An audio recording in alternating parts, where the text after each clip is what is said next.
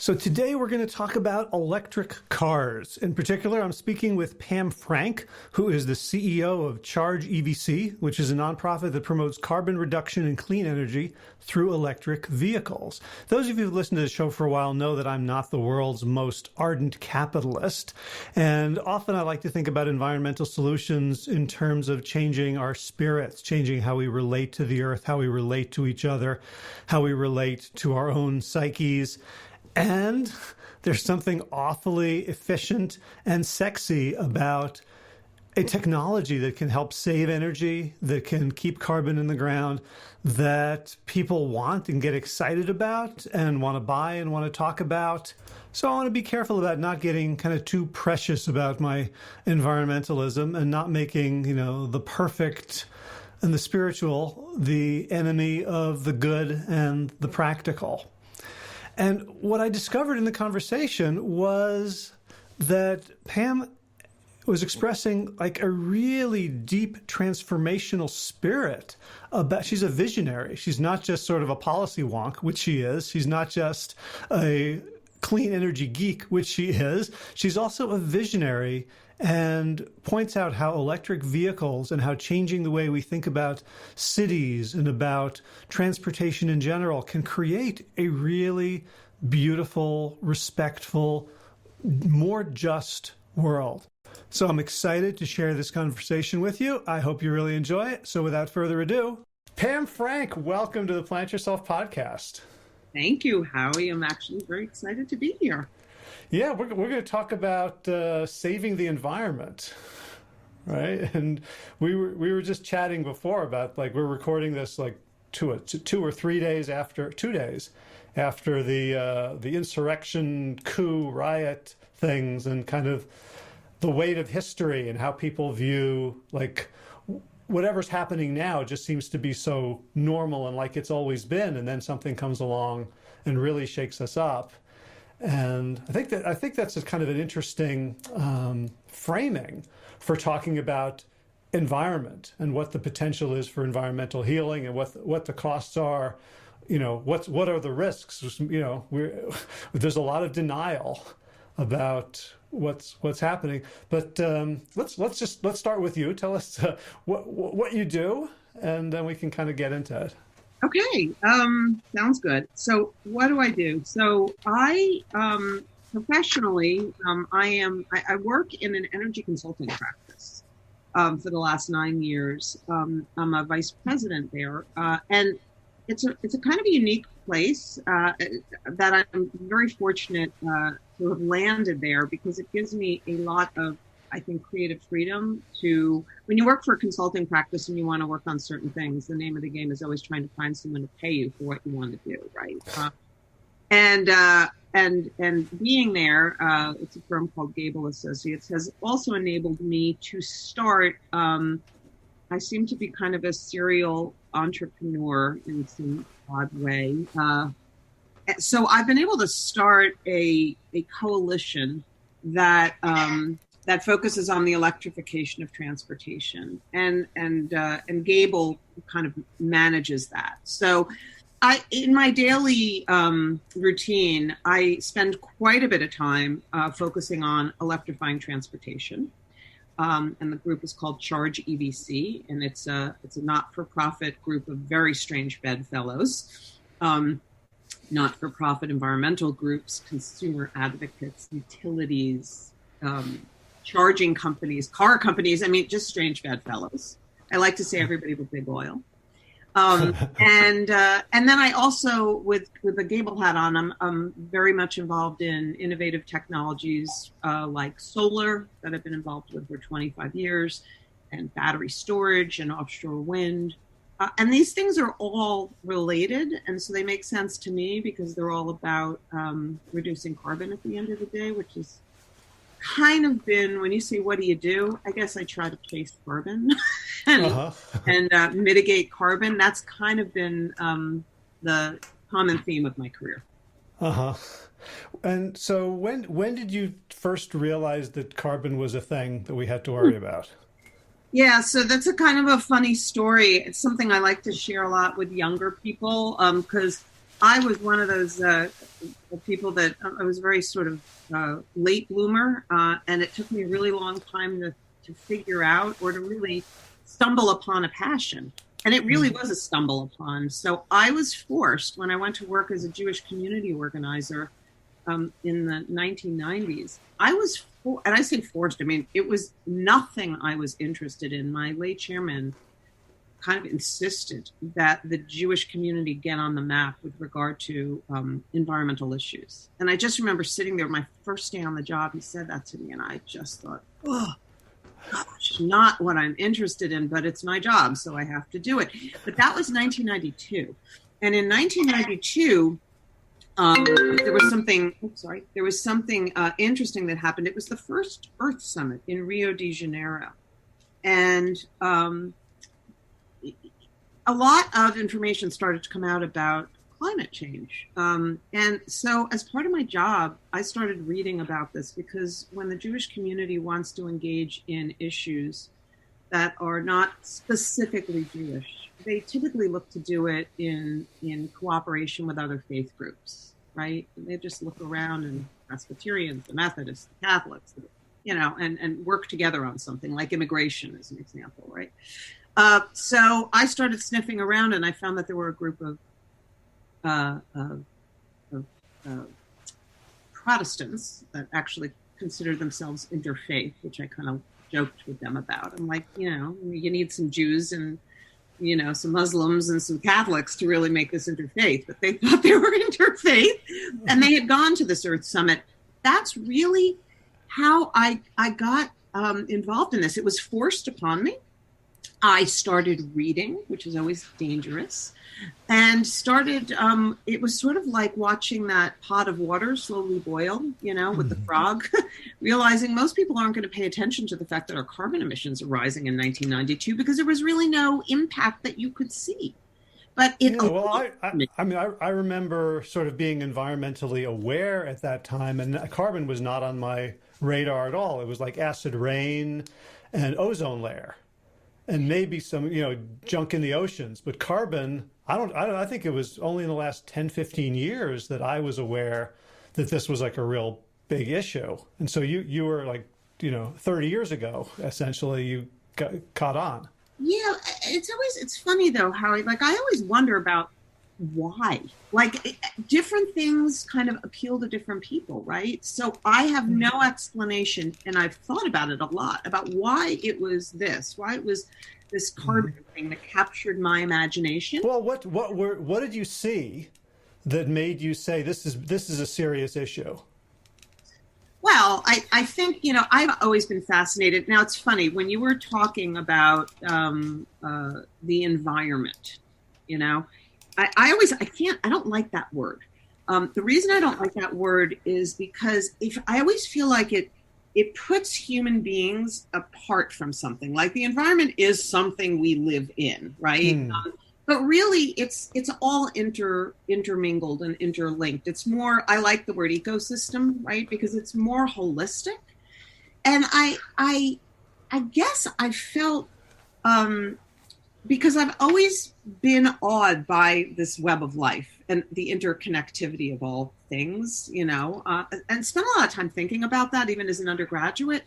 I think what I realized is when I was looking at carbon, that this was something systemic, right? It was something that happened globally. It was something that was kind of creeping up on us, and it seemed like an extraordinarily important and difficult problem. So now you could ask me what happened to me in my past that I'd be attracted to extraordinarily difficult, challenging problems. But I think that was part of what was so interesting to me, was also just the hubris of, my gosh, we're performing this amazing experiment with our planet. For the first time, human beings actually being able to influence the atmosphere and the ecosystems was terrifying to me. So what did you see as the potential, downstream effects? Like, now we've got, raging, we're now everybody who has the eyes and the willingness to look can see what carbon in our world has done, the excess. What were you seeing in the early 90s that, like what were the doomsday scenarios the Yeah. day after tomorrow's that you were concerned about back then? Actually, it's funny. I think I was more concerned about the things I couldn't foresee, right? The unpredictability and this idea that as human beings, we're a little bit blind when it comes to logri- logarithmic thinking, right? Like it's very hard. We think linearly, right? It's very hard for us to comprehend and understand how things can jump exponentially. It's just not how we're wired to think.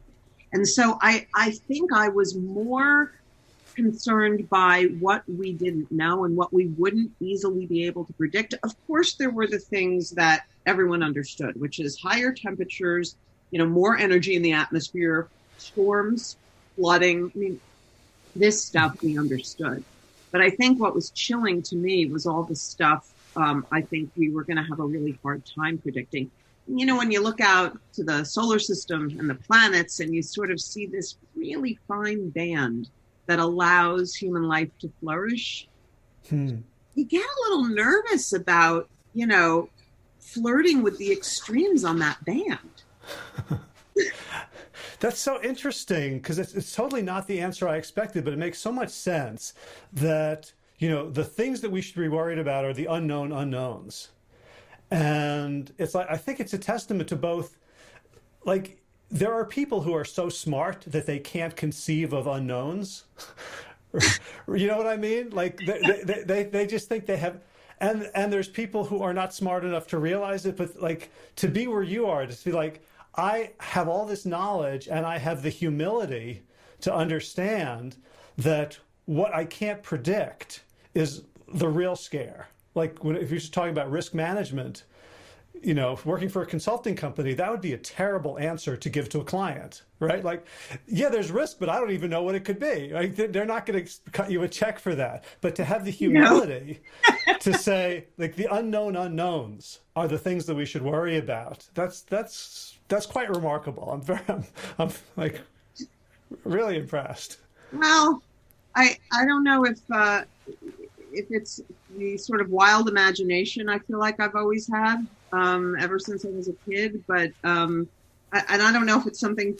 Listen, humility is I always think is sort of an essential characteristic for us to be carrying around because, and this may have something to do. I was thinking in anticipation of talking to you. I was thinking kind of about why I've always been wired to think this way and how that's kind of flourished, really kind of grown over the years. And I believe it or not, it's going to sound sort of funny. I was thinking about back in college, I was really interested in medicine, and I worked in a biochemistry lab that was actually studying clotting factors, human clotting factors, that allows this extraordinary thing to happen when you injure yourself, right? Magically, our blood clots, and sort of like that fine band I was talking about. Uh-huh. It's always in a very, very specific balance. If your blood's too thin, you're going to bleed out, but you do need it to clot if you have injury, right? It's this really fine band.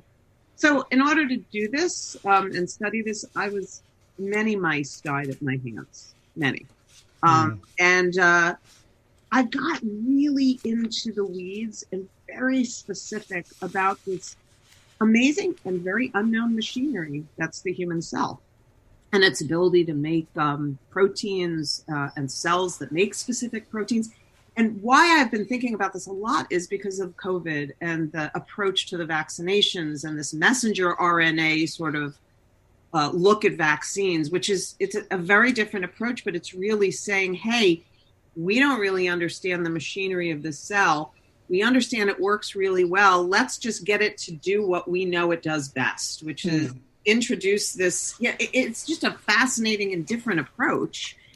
And I realize maybe when you spend time like looking at the elegance of sort of our systems and our biological systems, you come away really awed, quite frankly. You just come away really awed. If I could come up with some great way to explain, what a T cell does to produce a a lock and key mechanism to form something that exactly is going to fit like a perfect combination to a safe to get to a result that prevents illness. It's extraordinary.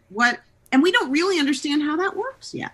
Still, all these years, we don't fully appreciate the immune response and how that works. That's not my field at all, but it's an area that I have just been thinking about a lot lately. And I realize maybe part of walking around with a sense of humility is part of walking around with a sense of awe, right? Or waking up every morning and realizing all these little miracles that happen under our nose. You don't always notice them. It's beautiful. So back to the 90s. You've woken up to the dangers of flirting with the extremes of our atmosphere of carbon, and first summit in Rio in '92. But like when you look at culture, civilization, politics, like everything you could look around and see is going in completely the wrong direction and accelerating in the wrong direction.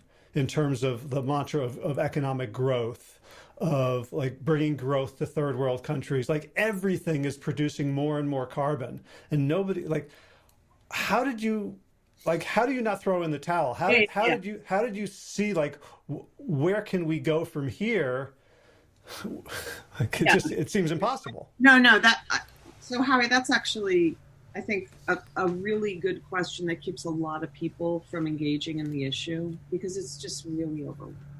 Yeah, and so I think you have to, again, stay humble. I'm one person. What can I do to affect some change? And so you start where you think you can make the best contribution. You can't do everything. I'm not going to be like the scientist that invents a way to suck carbon out of the atmosphere really efficiently. That's not what I do. And as you get sort of smart about where you can make your contributions and sort of what the opportunities look like in front of you, right? And you try to take things in little chunks, right, to try to make progress. I think back in the 90s, I was in my 30s. I was a really young person in my 30s, just in terms of my emotional, intellectual maturity. I was working for a Jewish communal organization who, stumbles upon this terrifying prospect of carbon emissions. So what's a Jew to do? Like, what am I going to do in that position? So given where I was at the time, I said, all right, I was doing community organizing. And I'm like, how can we start to infuse a sort of moral imperative in the conversation? And here's an interesting, I don't think a lot of people realize this. So back in the early 90s, we had if you remember that nonsense with the contract on America, we called it the contract on America. The Newt Gingrich thing. Yeah, remember all that? And part of the mission in there was this small thing about really disabling the Endangered Species Act.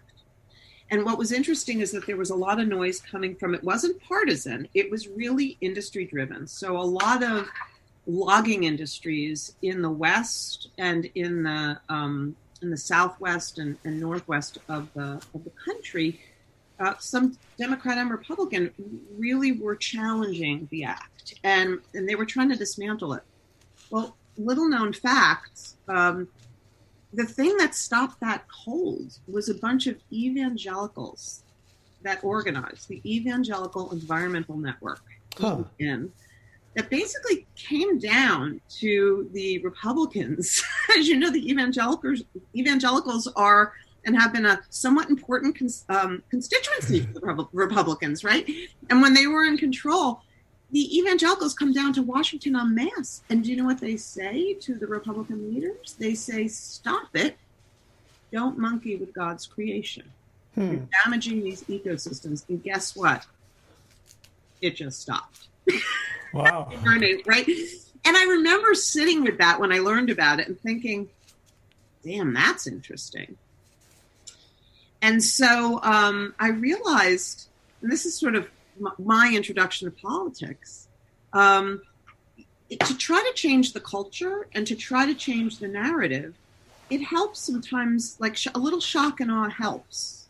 So if I could go down to Washington, and this is going to sound like a setup for a bad joke, it's not. If I could stand down in Washington in a congressman's office with a rabbi, a priest, a nun, an imam, like, which I did, and talk about these things from a very different perspective. First of all, it would be remembered, right? Because it was something different. It was a different way to have the conversation. So we started doing that. And I felt like that was a contribution I could make at the time, which is let's start to change a little bit the conversation and the culture and the language that we use to talk about why this stuff is important.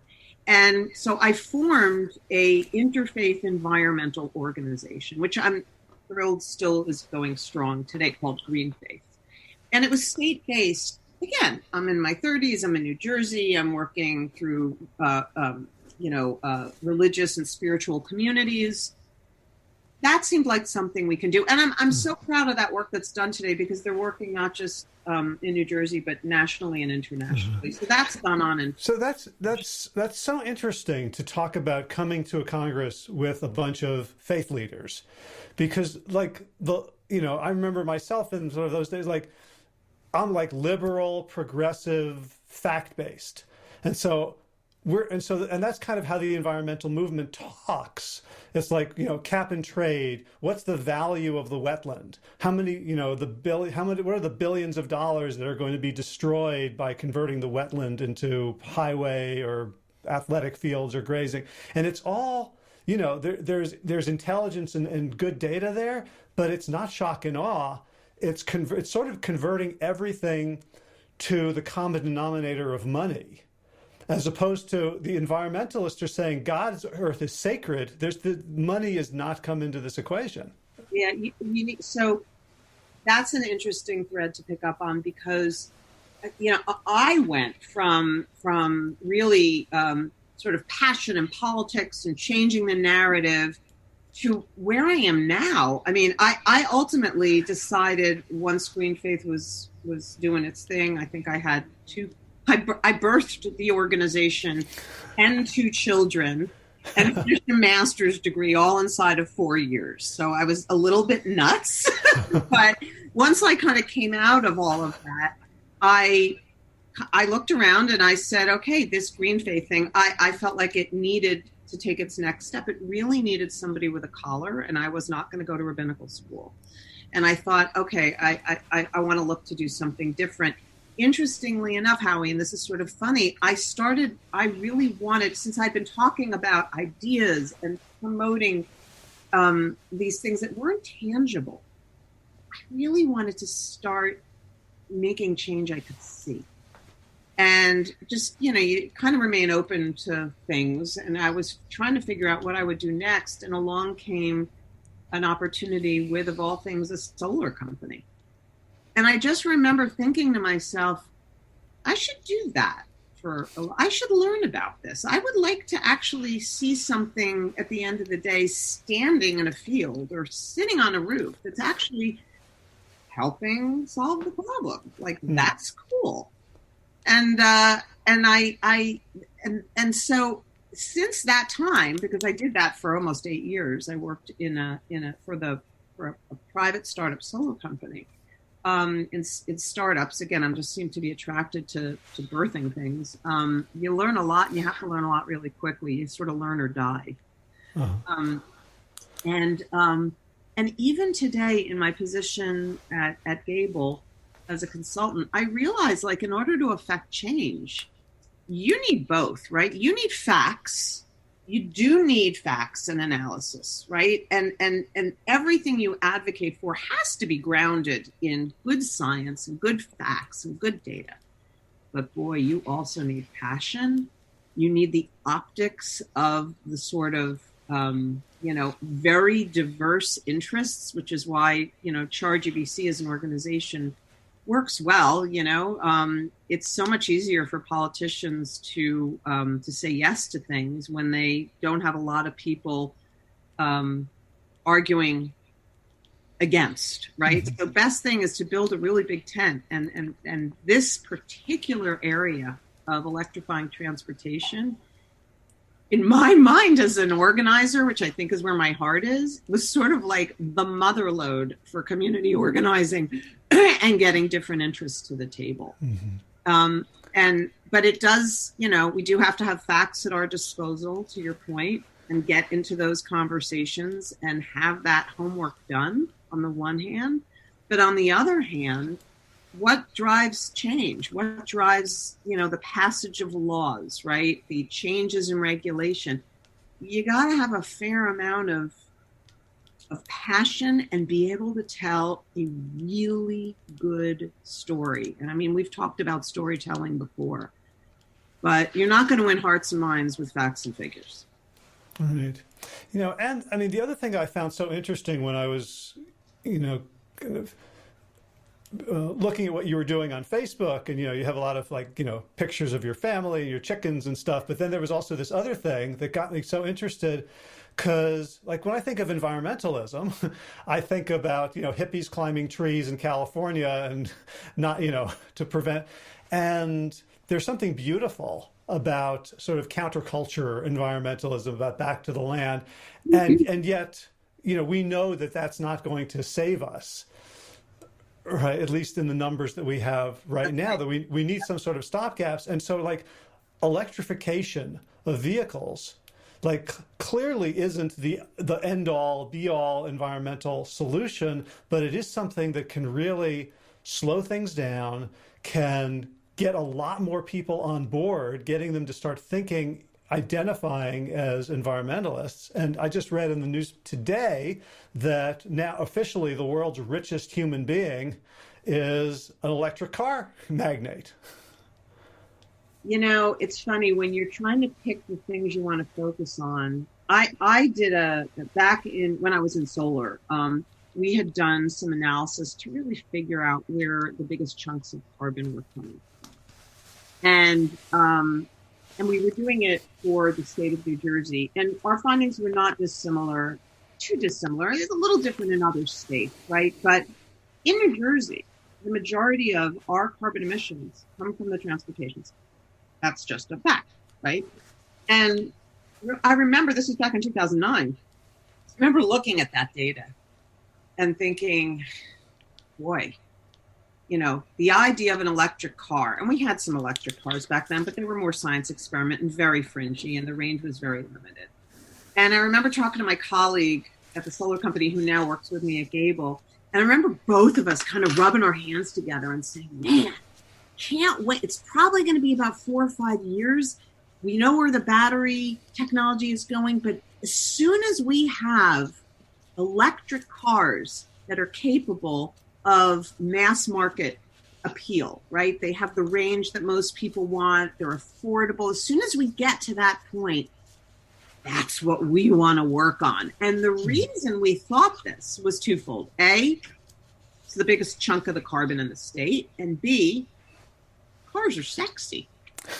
Cars are easier, right? My friends that toll in energy efficiency, when I was in solar, used to bemoan the fact that they could never get anyone's attention, whether it was regulators or, it's just not sexy. I'm like, solar panels are sexy.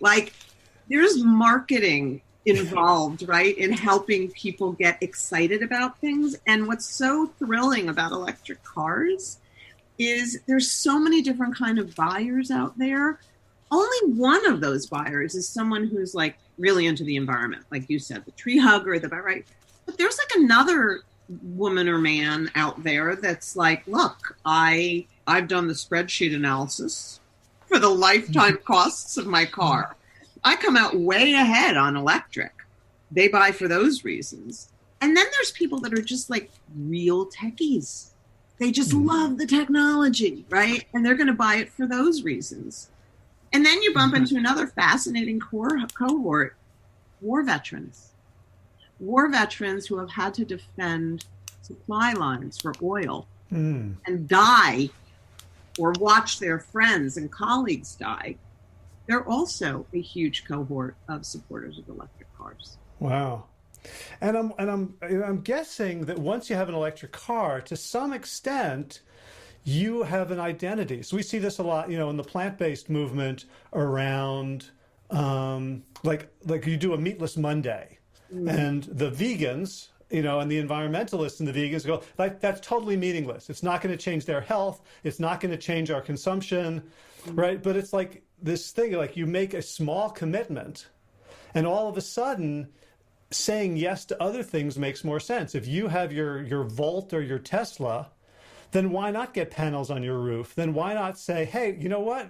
We know what else looks really cool? Going garbage free. So I agree 1,000%. It's like a gateway drug. Yes.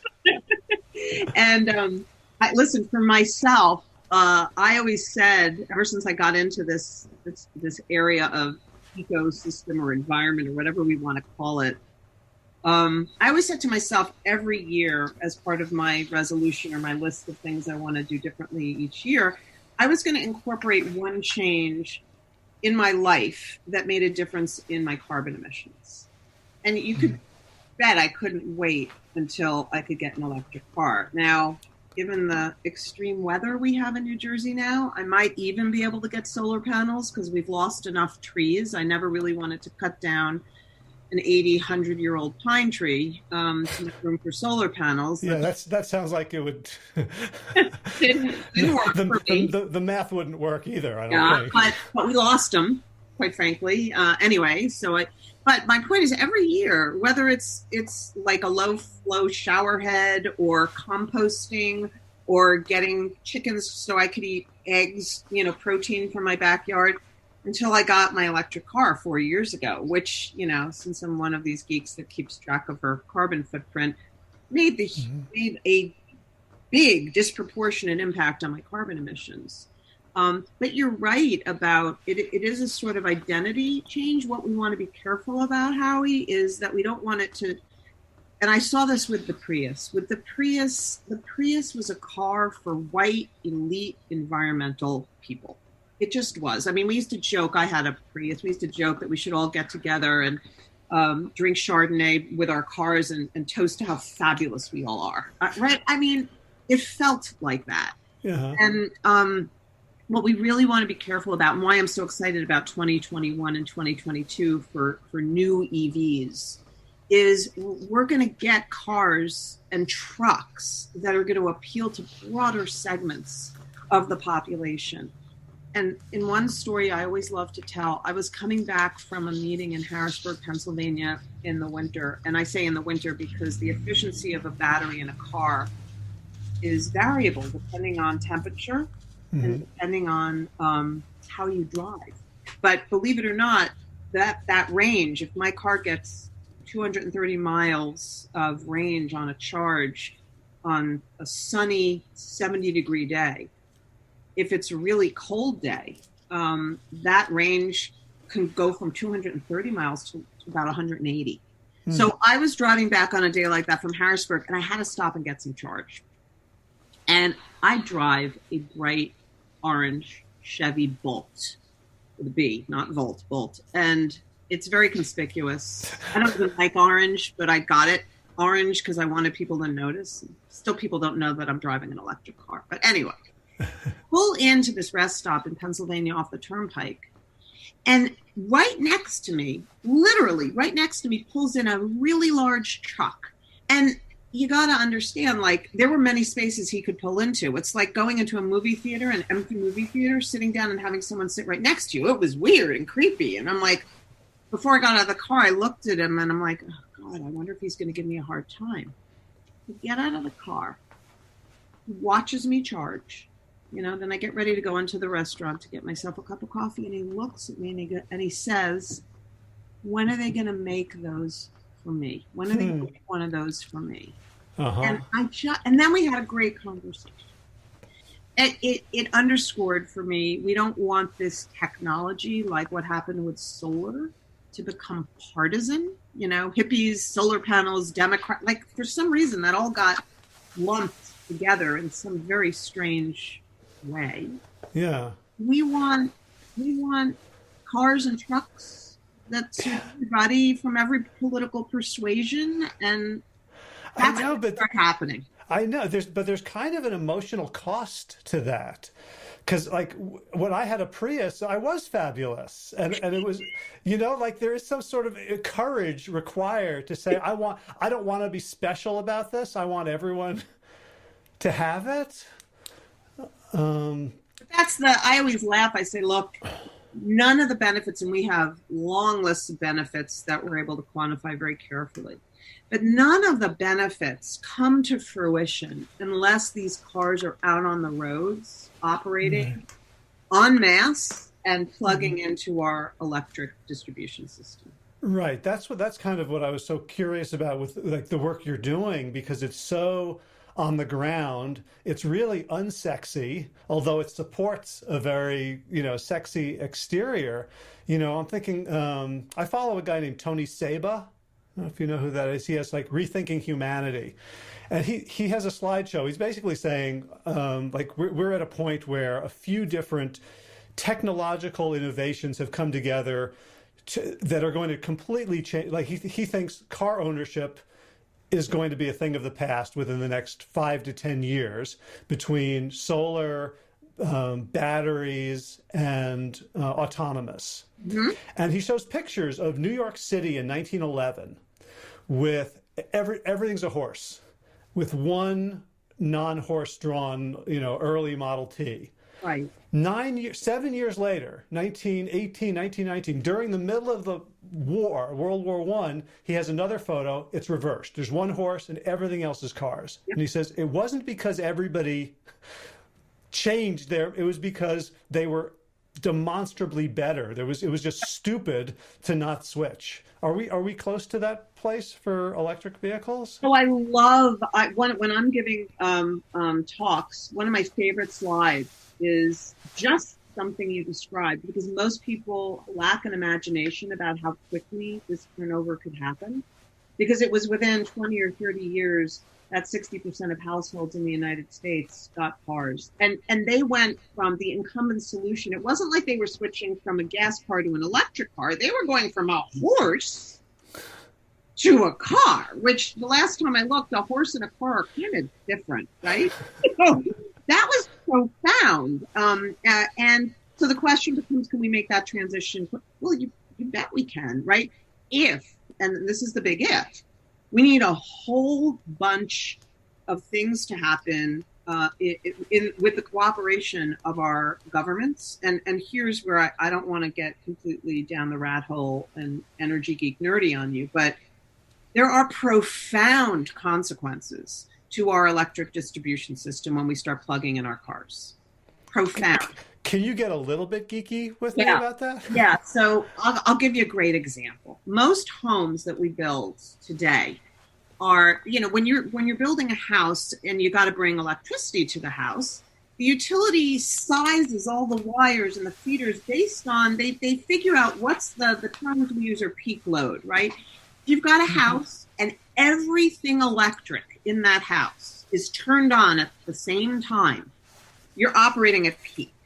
Okay, you got two girls blowing their hair, you got 3 refrigerators in the basement, you got 5 computers on, all the lights in the house, everything gets turned up, that's peak. Okay? So here's the interesting thing. Most homes in the United States are designed to peak somewhere around, I'm going to use the word 3 to 4 kilowatts. That's a measurement of energy. Now I'm going to tell you that I have a charger in my garage that pulls not 3 kilowatts, but 7.2. That's double. More than double, to do my math. Okay? So I want you to just think about, now, of course, when utilities design these things, they allow for some headroom. But what we're talking about, this is the most profound thing to happen to our electric distribution system ever. The last time we had, and we use the word load for the demand, for the electric demand, the last time we had something like this present itself was, you might guess, if you could think about the big load that might have come on that's not electric cars. Dryers? Air conditioning. Air conditioning. But air conditioning is seasonal. And it's also different in different places in the country, right? So it's very different. This is not only is this huge load that's about to come onto our distribution system, but it's load that moves around. We've never had anything like that. It's mobile load. And not only is it load that moves around, but what's a car, an electric car? It's really just a battery on wheels, right? Uh-huh. So if it's a battery on wheels, can it actually also supply electricity to our grid or our home as well as consume it when it needs to be charged? Yeah, that's something we call vehicle to grid. So that's just a taste of how profound this is, because now I've got an electric car. Now, not today. We're a little bit far from that. Well, actually, I say far. A few years, I think, in a few years, we're going to see more what's called vehicle to grid capability. When we're going to be able to take our car that's in our garage, and when my power goes down, I got a big battery sitting there that I can use to power some things in my house. Right. Like that. Right. So the idea is that there are going to be certain peaks that are greater than what we have to deal with now, but on the whole, the consumption is going to go way down because of efficiencies. Consumption is actually going to go up, right? We're going to consume a hell of a lot more electricity because we're translating all of the energy we use in fossil fuel to electricity now, right? For our transportation sector. So overall, electricity consumption goes way up. We have, for the first time, some tools to be able to manage when and where that load presents itself, right? I could say most of my charging is going to be done at home at night. And by the way, at night, consumption's way down, right? We've got enough energy in the system, enough power plants in the system right now to supply, a fair amount of electricity at night, not during peak hot summer days.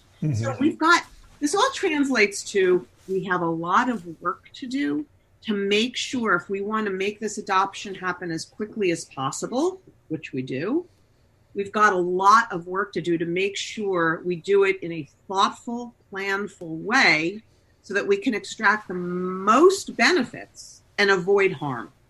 Right.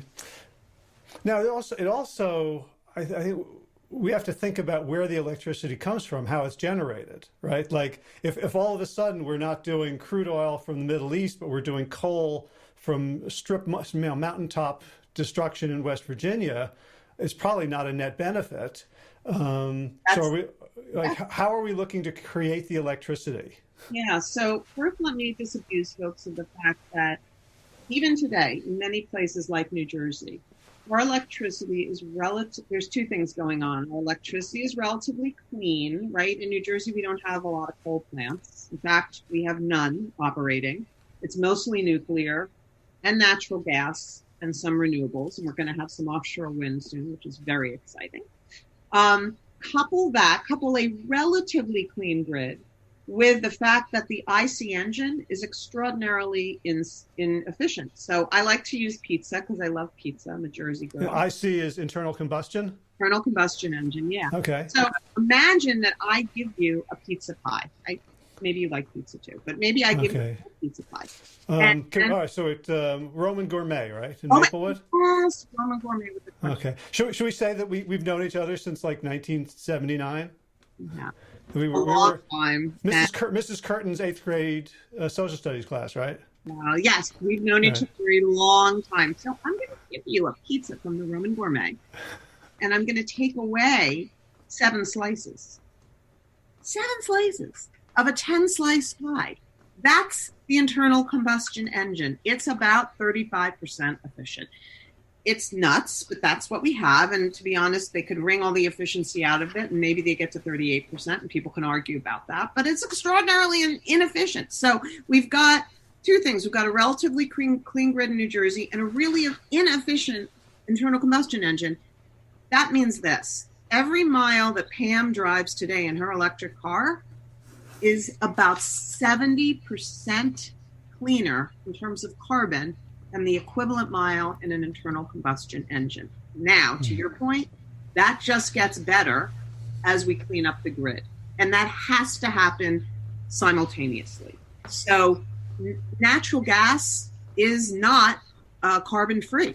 right? We need to come up with ways. I mean, nuclear, when it's generating, is carbon free. And I would say, while I'm not a huge fan of building more traditional nuclear plants, I do think with the ones that we have, we need to get as much out of as we can while we're making these transitions. And we're always, we're hopeful to see some new technologies, maybe with nuclear, that are much smaller and don't have the waste issues. But we'll see what technology brings us. If we get battery costs down really low, cheap energy storage changes the world in profound ways. So, because you can make electricity so many different ways, and if you can store it cheaply, that changes people's lives. Okay. And so I think I saw something, I don't know if it's science fiction or 10 years or 20 years away, but like intelligent roads. That's a thing. Yeah, I was actually having a conversation with our commissioner of transportation about a week ago about this, right? And so that's fascinating. The idea. Yeah. So what am I talking about when I say that? Because I really don't know. Yeah. Well, there's a lot. It's sort of like people use the term smart grid. What do they mean by that? Well, what do you mean by a smart road? What I mean by a smart road is the idea to be able to put some intelligence into a roadway, right? So think about this. You could put, first of all, there's something called inductive charging. Inductive charging is the idea that as a car is riding on a surface, they're able to pick up charge. It's like wireless charging. You may think about it that way. So they're actually able to pick up charge, potentially even generate electricity as they're riding along a road. There's also intelligence that could be embedded into the road that could, for example, signal if there is a dead deer 5 miles ahead in the road, right? And be able to give that information back to a driver.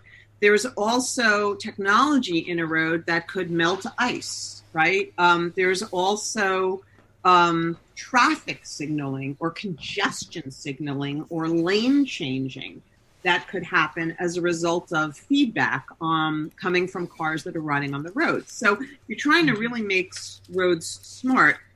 Now, you would be right to say, boy, that sounds like it costs a lot of money. And, that's a great 21st century infrastructure project, right? Like Eisenhower built our highways. Like maybe we need to think about doing something like that again, but for the 21st century, right? That's a huge, big infrastructure project, but the technology is really making that possible. Wow. And is that when we think, I still think about cars as a human being gets in, steps on the gas, steps on the brake, drives it. We're certainly moving towards autonomous vehicles. I'm imagining, a smart road would make it a lot easier to produce the AI in a car. But like what, do you have a vision of like transportation, personal consumer transportation in 10 years that I just can't picture yet? Yeah, it's interesting. There's a company in Israel, and the name eludes me right now, but they're thinking about autonomy. And there's look, the thing with autonomy that's challenging is, and I'm not a software or computer engineer. What I understand about the challenges with autonomous driving right now is really, if you've got a roadway where it was just autonomous cars, that's an easy problem. That's something that we could do today. Yeah. The problem becomes when you introduce humans and human drivers with autonomous cars. And we're very hard to predict, humans. Right. So essentially it's a legislative problem. Like if we could legislate, okay, only autonomous cars from now on. Right. That makes it a lot easier, right? But you've got these blended systems that make it challenging, and a whole bunch of regulations, right? So I'm a little dubious about when we're going to see sort of full bloom autonomous driving, just because I think from a regulatory perspective, it's going to be very challenging, and there's technology challenges too. Well, I could see a city doing it. I could see San Francisco or Palo Alto, and then humans, like we could go to Action Park and drive our little, like it'll be like a ride, like. I like that vision. I do. I mean, I think that's where you're gonna see it piloted. I think in sort of contained areas first, which would make sense. I also think, part of my vision, by the way, so people think about, and this is what this Israeli company is thinking about too, is not just, Pam has to get to the doctor, right? So she calls this autonomous car that she doesn't own, because why own it? It's just a service now, right? So she calls this autonomous car and she gets in it, and it takes her to the doctor's office. Well, if I'm going to go there, why can't I say, well, Pam is just sitting at home and the doctor's office comes to her on wheels? So there's all kinds of interesting models. I love that one, because years ago, and in your world, when you think about the challenge of bringing or permitting slaughterhouses, like I remember talking about this with some of my New Jersey friends that are farmers, right? If you want to do sort of sustainable farming, and part of that is, you want the ability to slaughter your own meat. That's a very challenging thing to do in a place like New Jersey. It may be more permissible in other places. But years ago, somebody came up with this idea, and they piloted it in New York, of mobile slaughterhouses, which was like, wow, that's, I laughed a little bit, being Jewish and kosher. I'm like, could they put like a certified mashgiach like on the end, so you could have like a little kosher slaughter thing on the caboose? Right, and all my vegan listeners are, I know, well, are checked out right now. I'm sorry, that's sort of like as an example. Yeah, as an example that comes to mind. Well, but also think about like 100 years ago, the peddler who used to go down the street sharpening everyone's knives. That's right. Right. It's much more efficient if now you have this big, like an office building that can move around on wheels and can service everybody in the road. It's, so much less, so many fewer trips. Yeah. Well, the vision is of mobility. It becomes really dynamic. It's infused with intelligence. I think one of the most exciting things about what electric vehicles and autonomous vehicles, and even the change in car ownership with the Ubers and the Lyfts and all these different kinds of, as sort of mobility as a service, it really opens up opportunities for the population of people that can no longer drive, right? For all those baby boomers, and I'm one, because I'm a December 64 baby. So for all of us baby boomers that are going to be aging, and for all the services we know are going to be required because we're going to live longer, this is actually really important. You know how isolating it can be for older folks who can no longer drive. So that's profound and going to be very beneficial. It is even today. My mom doesn't want to drive somewhere. She still drives, but if she doesn't want to drive somewhere, she doesn't want to drive into Philly or something, I said, just call an Uber, right? Call a Lyft. And that's just a very user-friendly way to promote mobility. And mobility is a key to so many health outcomes. Getting good food, getting good access to medical care, jobs, all this. Right. So there's an environmental critique by a certain group of people, and I'm very sympathetic to this, that technology isn't going to save us. That ultimately we need to come back into relation to the earth. And that so all these new technologies, whether somebody does invent something that sucks carbon out of the air, or autonomous solar vehicles, that at some point we have to change our relationship with the planet and not be the dominator species grabbing everything we can. Segueing from talking about like the social implications of this mobility revolution for elder people to be more social, can you see how any of this can sort of lead to humans becoming better rather than just being more efficient at being bad? Does that make sense? Yeah, I spent a lot of time thinking about this. It's sort of, living with and amongst the earth, not dominating it, right? And trying to be more gentle with it and more thoughtful. I think there's going to be some technologies that are going to help us do that, but I do agree with you, which I think the whole way we approach our interaction with the environment really needs to change. And that's both, remember, I think I told you at the beginning when we were speaking, a lot of my approach to this work is both, come with facts, come with good analysis, but also come with passion and look to change culture and belief. I think both of these things have to go hand in hand. I do think technology is part of how we solve the challenges, but it's not the entire story. I agree. There's a whole question about, and I'm really interested in, so like I said, one of my pet projects, and I took a year of economics when I was in college, and I've become really, really interested in new ways of thinking about economic systems, right? And especially when you think about consumerism, right, and growth. And could we get to an economy that's not necessarily based on ever escalating growth? I think that's a big and important discussion that we need to be having. I'm not going to put a label on that. That doesn't necessarily make me a communist, a socialist, whatever ist you want to say. I think there's a profound new conversation that we may be ready for soon, just because of some of the challenges we're experiencing. And I think we've seen some changes. I mean, the pandemic is fascinating to me, and we'll probably just not really understand this fully until you and I are both dead, in terms of the way it's going to shift our society and our culture.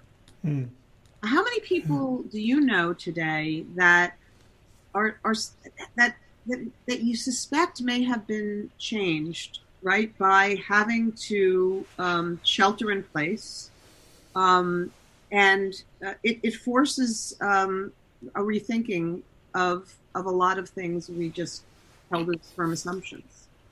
Yeah, it's hard. It's hard to know, because part of me thinks as soon as this is over, everyone's going to go back to doing things exactly the way they were before. Part of me thinks like there are so many things that I appreciate now that I didn't appreciate before. Like why would I go out to eat? Oh, it was for convenience. Someone else cleans up. No, it's to be out, seeing other. Like there's a whole other social dimension that wasn't so clear to me. Well, it's hard to know. Like, so Howie, you and I are one cohort, right? I think about my 18-year-old son who was literally, he was conceived like several days before 9/11. I'm just one of the people that knew when she was pregnant right away. I didn't want to have coffee in the morning. That was one of my big signs. I wake up and I'm just like, ooh, lost my taste for that. But the bookends of his 18-year-old life have been, 9/11 on the one end and COVID on the other.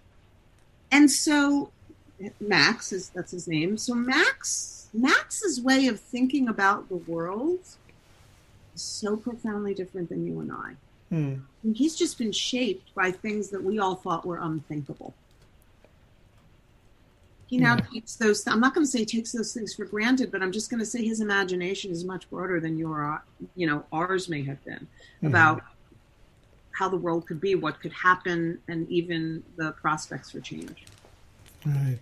So when you were talking earlier about just the blood and the atmosphere and those very, very thin margins where we're okay inside a range, but when it gets below or above, I drew a little diagram to maybe talk about later, and I drew a donut, and it's based on this idea of like donut economics, by book by Kate Raworth, basically saying what you were saying, like, can we have, like, the donut itself is the livable, the inside is all human beings living a life of dignity, where they have enough, where there's not poverty, disease, suffering, and the outer limit is the limits of our Earth as an economy, right? Like economics and ecosystem should be exactly the same thing,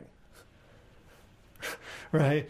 So, well, that goes to the point where you start to realize, and even economists, I'll say sort of enlightened economists, realize that there's a finite amount of resource, and which is why when you think about energy and energy systems, it's much more interesting to think about what we would call capturing flows, which are recurring and renewable, rather than fuels, right, which are finite. And, and so, and to your point about, people just having enough, that's, I was a big fan of Mad Men, which was a television show. I just got around to watching it during the pandemic, 10 years. Yeah. But one of the interesting things I liked about that series was that, it takes place in the 50s and the 60s, and you start to see the beginning of wild consumerism and how the advertising world, who was so keyed into the psychology of or manipulating our psychology, right, to make us want things that we didn't really need and didn't know we wanted before they told us we wanted them. So it's so interesting because I think, well, why couldn't an advertising world today really start reshaping? I mean, it does take a village. It's going to take, the rethinking about even how corporations are going to figure out how they sustain, what is the appropriate level of growth? What is the, are you ever chasing the sort of next big thing to just keep growing? But I think there's a good and thoughtful conversation for us to start having about these new growth models. And hopefully in the universities, hopefully some of the crops of students that are starting to go through and come into their own academically and in positions of influence, hopefully they really can start to move or shift some of our thinking. And I think it's entirely possible. It is a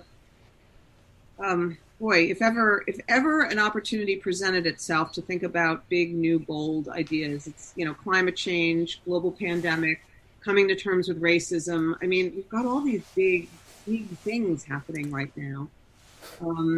We should be challenging everything. Yeah. So I got two more sort of sci-fi type questions for you around transportation. So one is, I spent a year in England, and I didn't have a car and didn't need a car, and the public transportation system was awesome. Yeah. So far, the solution, the capitalist solution to transportation in America has been individual, based on the individual car.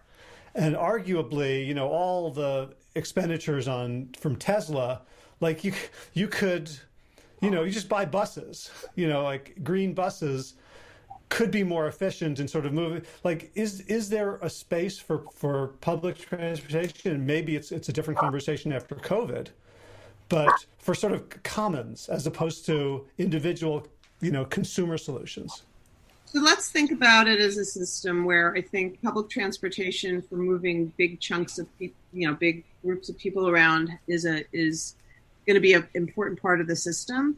But I also think there's going to be micro-mobility solutions that are going to be more dominant in certain areas like cities. So things like electric scooters, electric bikes, even very small electric cars that can get people to specific areas. One of the biggest issues with transit is that last mile problem, right? Where transit, and we know this from working with communities in urban areas that don't have cars, and they have to rely on transit to bring them to jobs and other things they may need, and the transit only takes them so far. So there is a way to solve this where you combine transit and micro-mobility solutions. And then I think in between there are always, I think driving is very American, and I'm not sure that ever really goes away. Just as when you were hypothesizing that maybe car ownership goes away,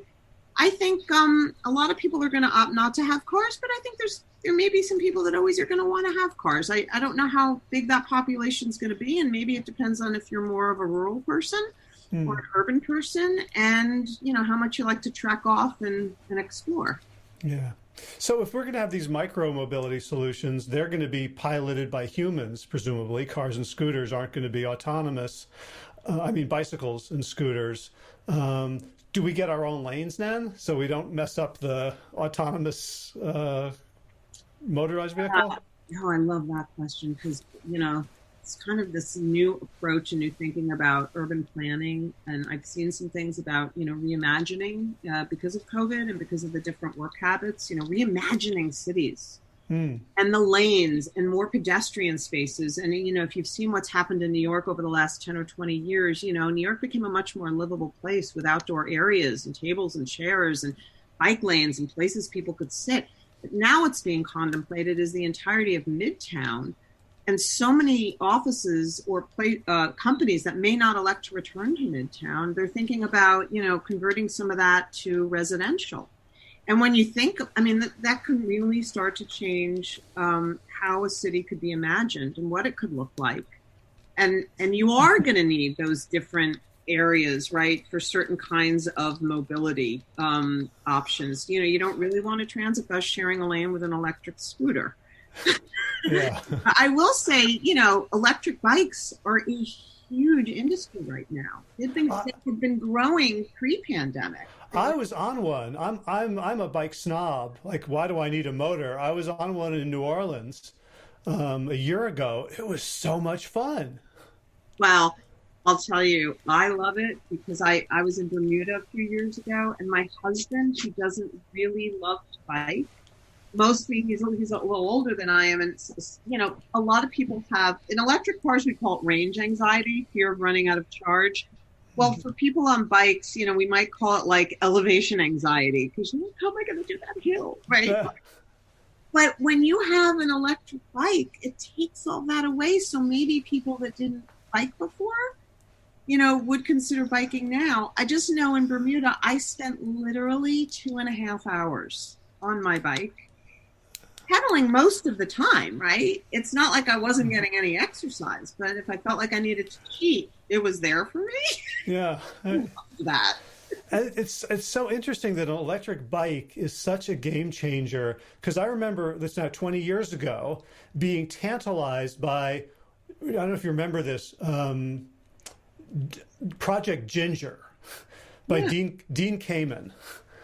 So Dean Kamen was this inventor, just sort of, he was like the Elon Musk of his day, like crazy smart. He had invented a wheelchair that goes upstairs and it was gyroscopic. It was, obviously a very small market. And then he announced this other project that was going to change the world, and like Steve Jobs and all these tech billionaires, titans, were nobody was saying what it was, but they were all saying this is going to change the world completely. Steve Jobs said this is the biggest invention since the computer.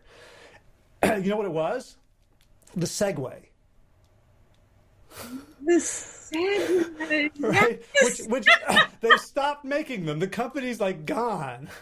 This was our thinking 20 years ago. Like, this is going to change urban planning. This is going to change the world, and it turned out to be such a dud.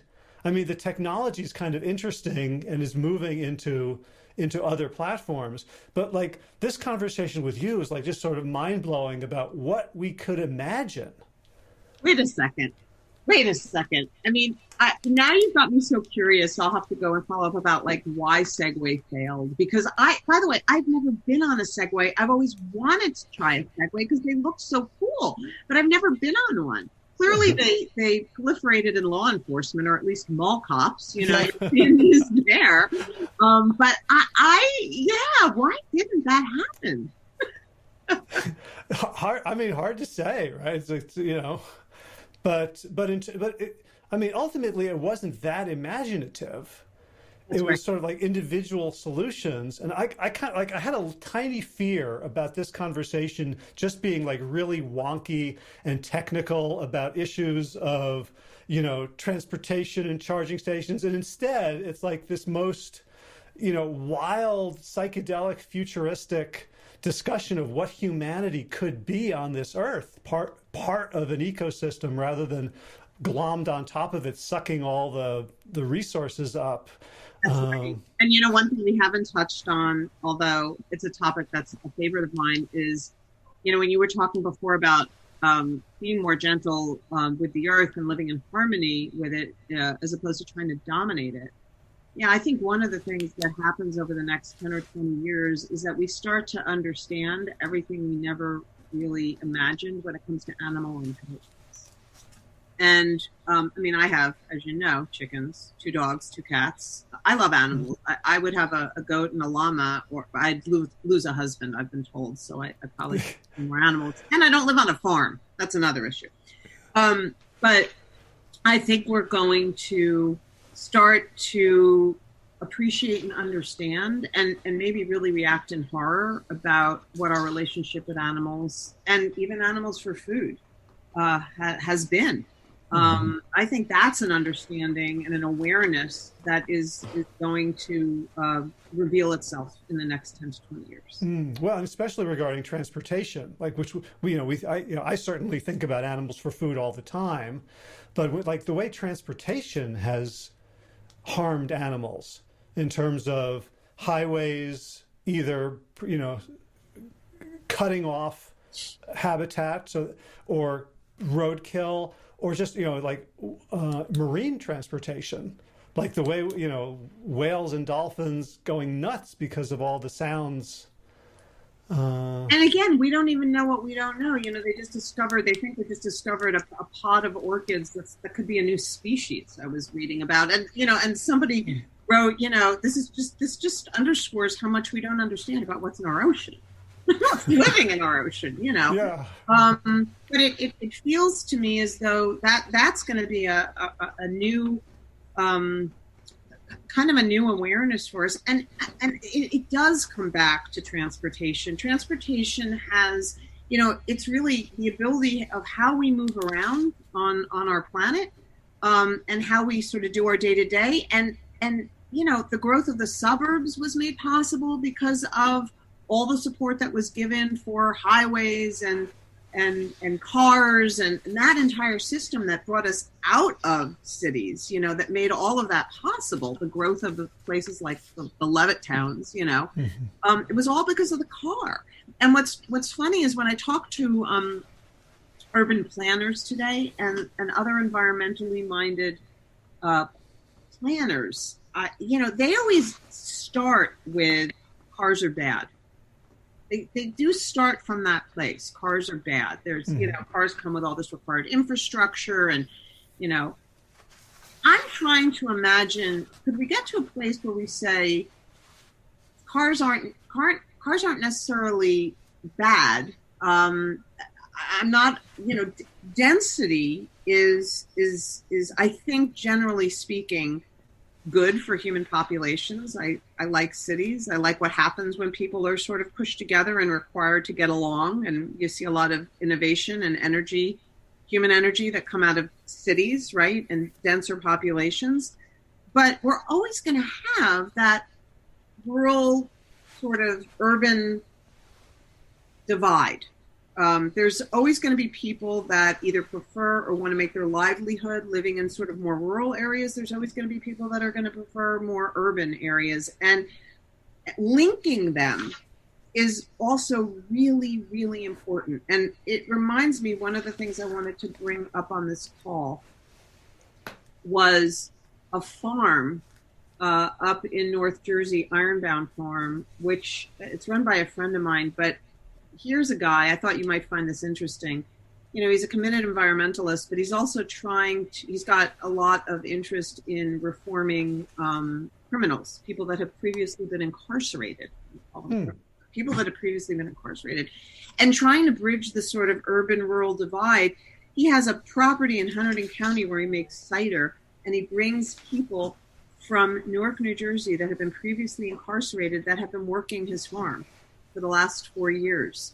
And the farm is all sustainably based and incorporating lots of different crops and trying to basically figure out these and unlock these magical synergies.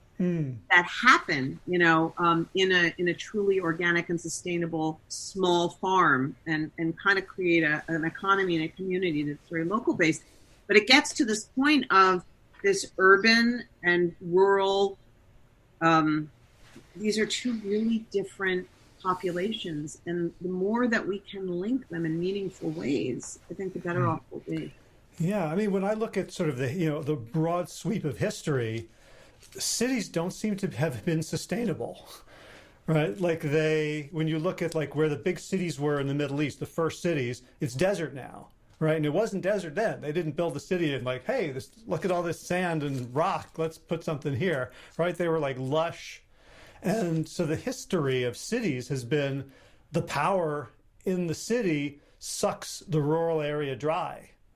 And like, are we going to keep doing that until like the world is destroyed? Or, because like New York is like vibrant and great, and Tokyo and Chicago and San Francisco, like over 100 years or 200 years, maybe, but 1,000 years, the way we do cities has not been sustainable. So it's like, I wonder if there's urban planners who are looking, with a real historical eye to what would it take to create something where the city ecosystem is regenerative rather than creating deficits.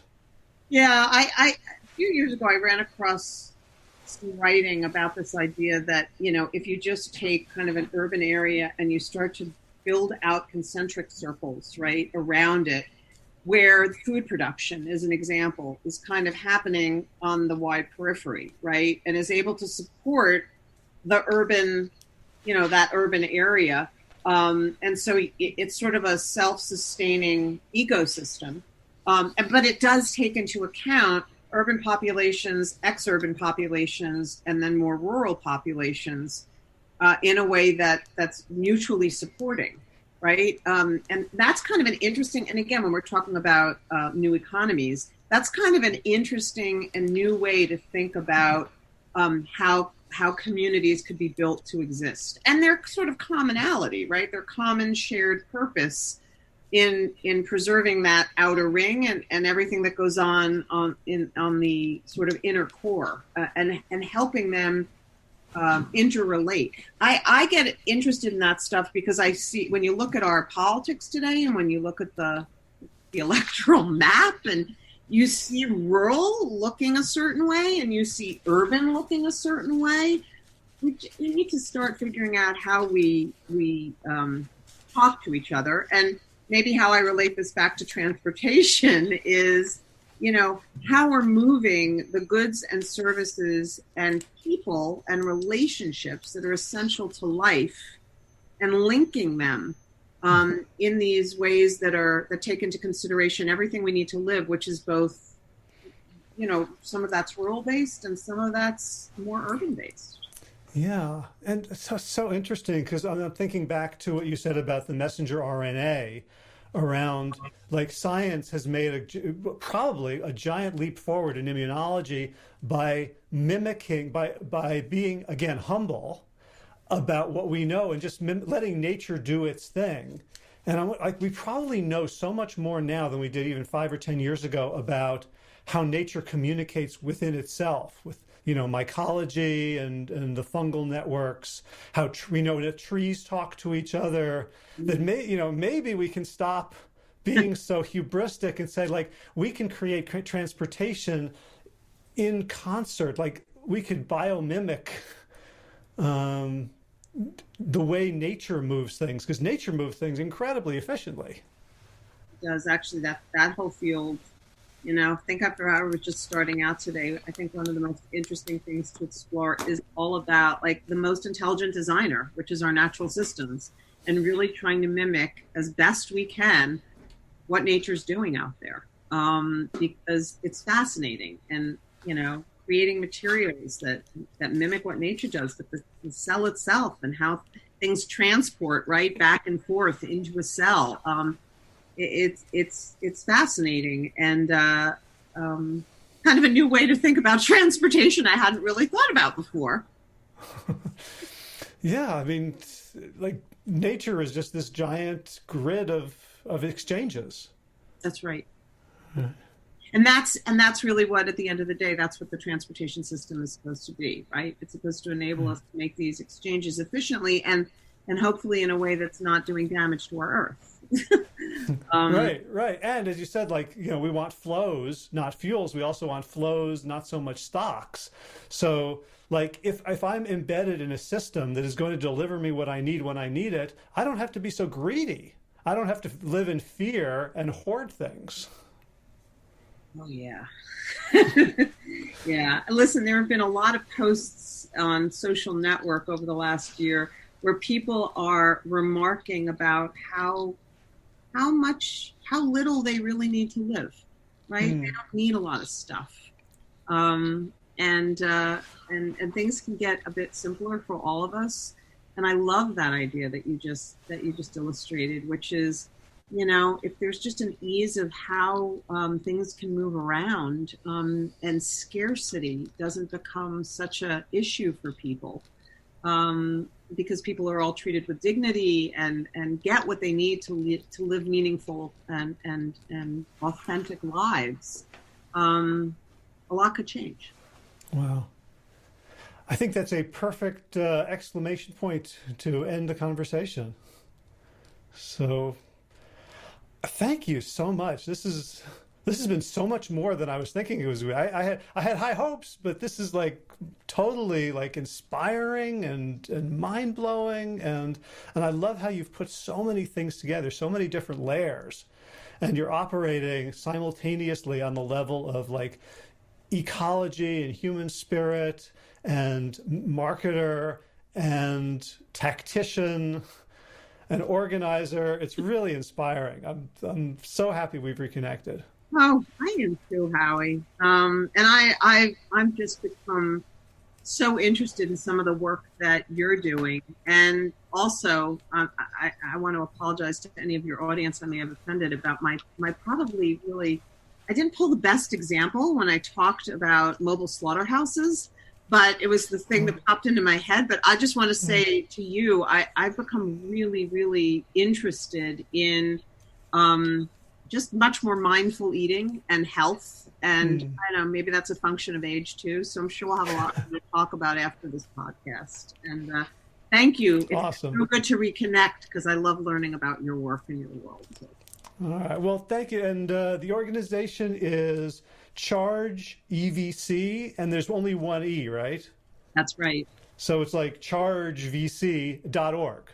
That's right. For people who want to learn more. That's right. All right. Well, Pam Frank, thank you for this amazing conversation and for all the work you do in the world. Thank you for all the work you do. And here's to a really much better 2021. Yep. Amen. All right. See ya. All right. You inspired? I'm inspired. If you want to find out more, check out the links that we talked about in the show. You can go find it at plantyourself.com/447. All right, so I've got some fun running news, movement news, that is. In addition to doing the monkey bar gym workouts 5 times a week, I did an interview this past week that I will publish next week with Ed Coyle, who's an exercise scientist at the University of Texas and Austin, and he talked about 4-second high-intensity interval workouts. 4-second. Now, that's not obviously the entire workout, but that's the interval at which you're working at maximum power. And so I've been trying that, both with a sort of weighted resistance band that I'm running against, sort of like a cheap treadmill, and also on my run this morning, I did a couple miles, a mile warm-up, a mile cool down, and in between I did 15 4-second all-out sprints with about 30 seconds of rest in between. So you'll learn all about that and why it's such a good idea on next week's podcast. In garden news, we're talking about next year's garden. We are planning right now to be much more humble about what we plant, fewer varieties, less under cultivation. And Mia was talking about finding some neighbors who maybe don't have gardens of their own, who might need some guidance, and inviting them to take a bed and start growing things on their own. Maybe we can become a little bit of a commuting woofing farm.